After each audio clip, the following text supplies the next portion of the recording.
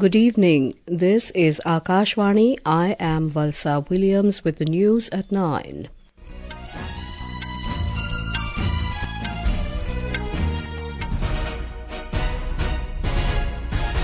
The headlines. Prime Minister Narendra Modi says Bodo Peace Accord not just benefited the Bodo community but opened avenues for many more peace accords.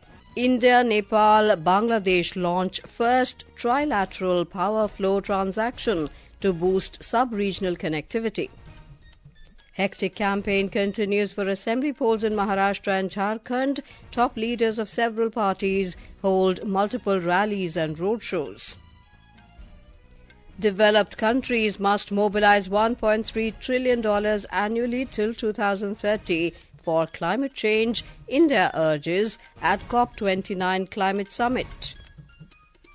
President Anura Kumara Dissanayaka's NPP registers landslide victory in Srilankan parliamentary elections.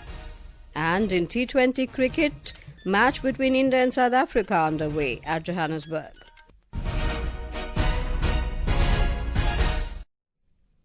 Prime Minister Narendra Modi has said the Bodo Peace Accord had not just benefited the Bodo community but also opened avenues for many more peace accords. Addressing the first Bodoland Mahotsav in New Delhi this evening, Mr. Modi said, due to peace accords, more than 10,000 youths have given up arms and violence in Assam alone and joined the mainstream.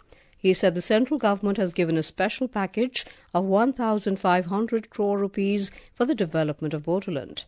सिर्फ असम में ही 10,000 से ज्यादा युवाओं ने हथियार छोड़ा, हिंसा का रास्ता छोड़ा है। ये विकास की मुख्य धारा में वापस लौटे हैं। किसी ने कल्पना नहीं की थी कि कार्बी एंगलोंग समझौता, ब्रू रियांग समझौता, एलएलएफटी त्रिपुरा समझौता, ये सारी बातें एक दिन सच्चाई बन जाएगा और ये आप सबके सहयोग के कारण ये सब संभव हुआ है। Mr. Modi said the Assam government has also given a special development package. More than 700 crore rupees has been spent to develop infrastructure related to education, health and culture in Bodoland. Earlier in the day, Prime Minister Narendra Modi inaugurated and laid the foundation stone for multiple development projects worth over 6,600 crore rupees from Jamui in Bihar on the occasion of Janjatiya Gaurav Divas, marking the birth anniversary of Bhagwan Birsa Munda. The projects are aimed at uplifting tribal communities and improving infrastructure in rural and remote areas of the region. India, Nepal and Bangladesh have achieved a major milestone in energy cooperation with the launch of the first power transaction of up to 40 megawatt from Nepal to Bangladesh via the Indian grid. Union Minister for Power Manohar Lal jointly inaugurated the power flow from Nepal to Bangladesh. In a statement, the Ministry of Power noted that the start of this power flow is expected to boost sub-regional connectivity in the power sector. A tripartite power sales agreement between NTPC, Vidyut Vyapar Nigam, Nepal Electricity Authority and Bangladesh Power Development Board was signed last month in Kathmandu, Nepal.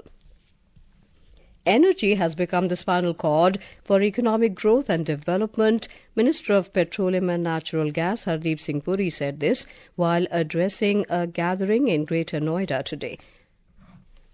Mr. Puri highlighted that nearly 67 million people visit petrol pumps every day and this surging demand is expected to drive 25% of the global increase in energy consumption over the next 2 decades. On the other aspects of the energy scenario, with projects pertaining to hydrogen blending in natural gas pipelines, localization of electrolyzer-based technologies, promotion of bio-pathways for green hydrogen production being pursued aggressively, we are set to become a global champion in production and exports of hydrogen, and which is set to emerge as the hub for green hydrogen, which everybody will agree is the fuel of the future.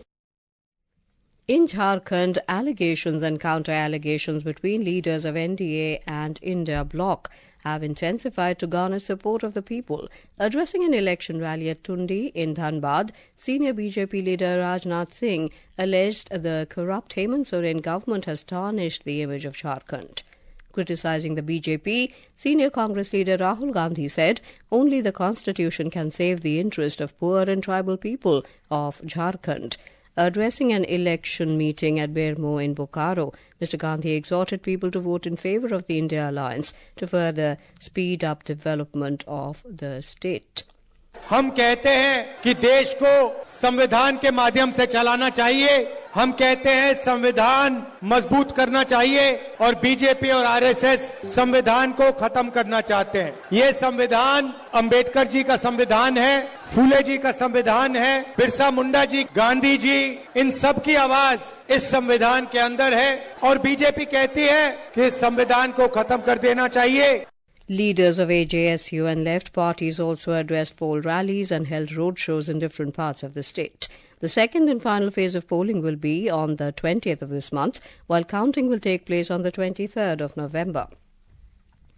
With just 3 days left for the Maharashtra Assembly election campaign, candidates are ramping up rallies and meetings. BJP President JP Nadda highlighted the party's achievements in defence, internal security and counter-terrorism at a rally in Thane. Senior BJP leader and Union Minister Amit Shah, speaking in Umarkhed, criticized the Congress for failing to fulfill promises and defended Prime Minister Narendra Modi's commitments, including amending the Waqf Board law, despite opposition. हमने वादे किए हैं कि लाड़की बहनों को अगले 5 साल तक अभी 1500 रुपया मिल रहा है, 2100 रुपये का चेक आपके बैंक अकाउंट में जमा हो जाए। 3 लाख तक का किसानों का ऋण माफ होगा, किसान खाद खरीदेगा, ट्रैक्टर खरीदेगा, इस पर SGST को माफ कर दिया जाएगा, कोई टैक्स नहीं लगेगा।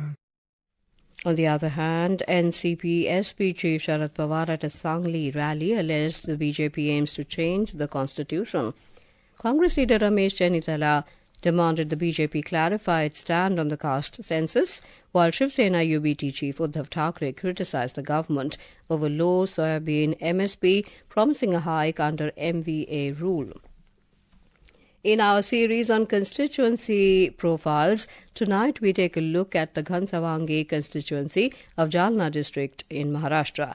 The state is going to poll in a single phase on the 20th of this month. A report. In the Ghansavangi constituency of Jalna district, Shiv Sena has nominated Hikmat Udan to compete against Rajesh Tope from the Nationalist Congress Sharad Chandra Pawar party. Sitting MLA Rajesh Tope is a 5-time MLA and former health minister. Satish Ghatge, who recently joined the BJP, and former Shiv Sena MLA Shivaji Chothe are contesting as independent candidates. Antarwali Sarathi, a focal point of the Maratha reservation movement, is part of this constituency. Long-standing problems with sugarcane mills, fair sugarcane prices are issues in the constituency. Samarjit Thakur, Akashwani News, Chhatrapati Sambhajinagar. Uttar Pradesh Public Service Commission UPPSC has rescheduled the PCS preliminary examination 2024 to December 22nd. To accommodate the needs of competitive exam candidates, the examination will be conducted in a single day rather than over 2 days as originally planned for December 7th and 8th. The revised exam will take place on December 22nd in 2 shifts from 9:30 a.m. to 11:30 a.m. and 2:30 p.m. to 4:30 p.m.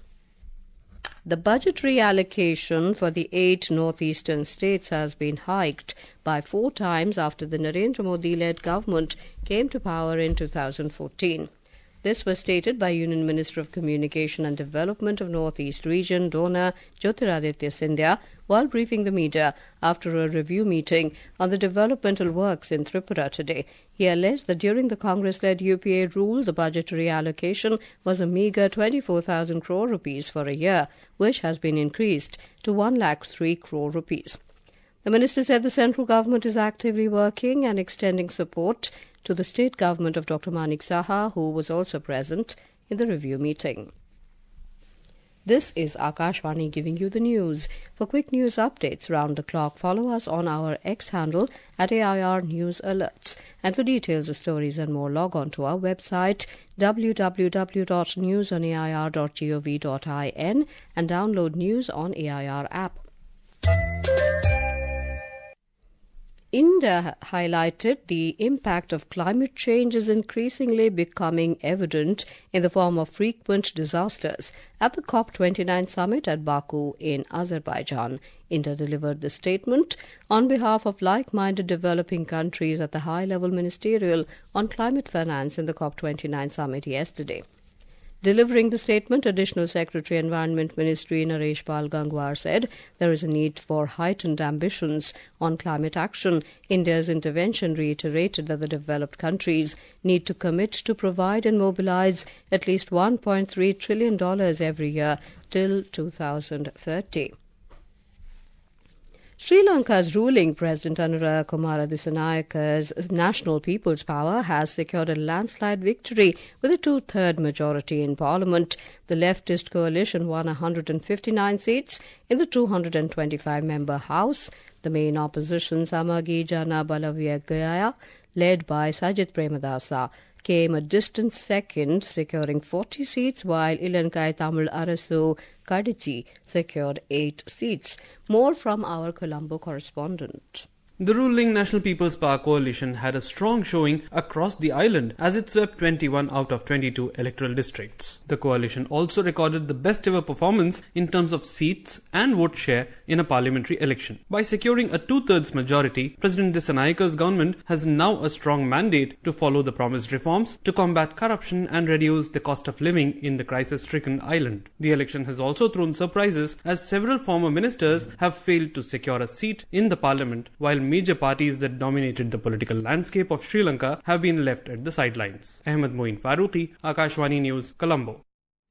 The World Health Organization has reported a significant surge in measles cases worldwide in 2023. According to a newly released report by the WHO, 10.3 million cases of measles were reported globally last year, an increase of 20% from 2022.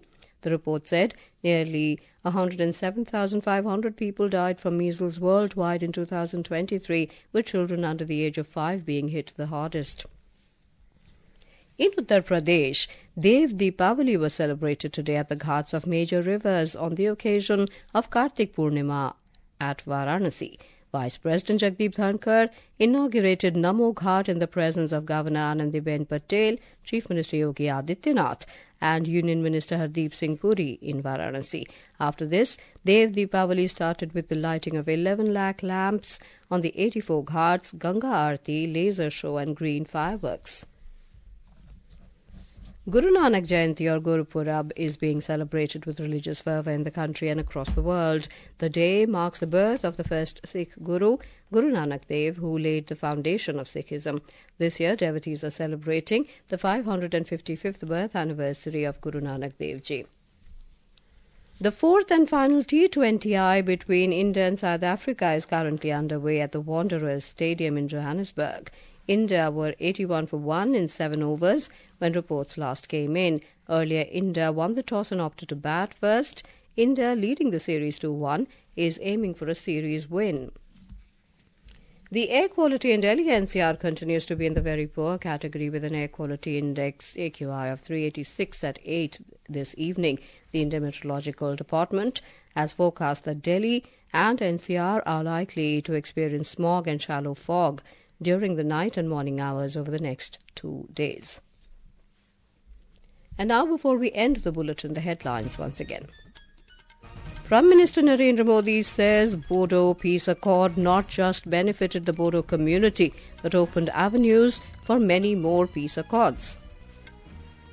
India, Nepal, Bangladesh launch first trilateral power flow transaction to boost sub-regional connectivity.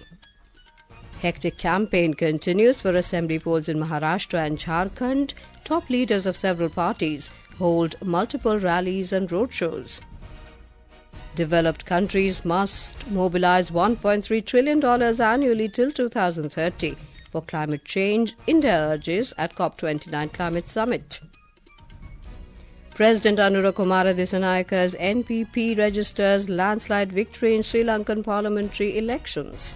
And in T20 cricket, match between India and South Africa underway at Johannesburg. That is all in the news at 9. Good night.